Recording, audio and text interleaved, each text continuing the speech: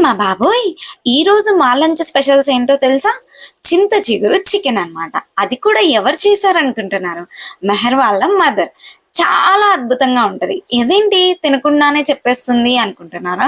ఎందుకలా అన్నానో లాస్ట్‌లో చెప్పేస్తాను. ఇప్పుడైతే ఈ స్మెల్ చూస్తూ ఇంకా తినకుండా వెయిట్ చేయడం అయితే నా వల్ల అయితే అస్సలు కాదు.